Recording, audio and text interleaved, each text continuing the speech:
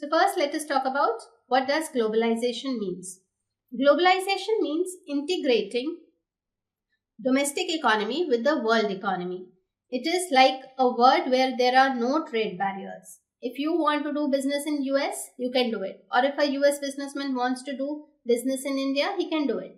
That is what the term globalization means. But actually it is a state which is very difficult to achieve because one, every economy is a kind of protectionist. They do have certain restrictions, so it is not easy for a foreign investor to come and open up a business in another country. Second, it is also very important to protect your own industry or your own economy from the foreign economy, because if you are not developed enough, if your economy or your market is not strong enough, then foreign market will capture your market, and that is also not going to be good for your industry.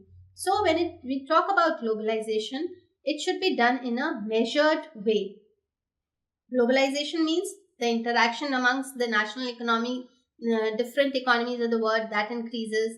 There are financial markets are interlinked with each other. If there is, we all know, if there is a crisis in Europe, it does have an impact on the Indian market also. But since we are a regulated market, we are the RBI still has a lot of regulations and control. We are not the impact is not that stronger. But if there will be a condition of globalization, if it will be an open market, then the impact will be felt with all the more strength.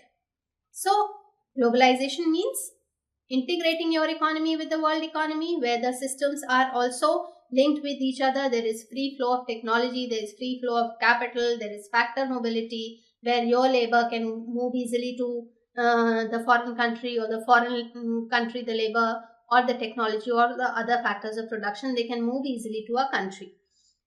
It is actually means the aim is that you can produce wherever you can produce in the best possible way. The production should take place where the economies can be utilized to their best extent, to their maximum extent. So you can manufacture, the purpose is to manufacture in the most cost effective way anywhere in the world.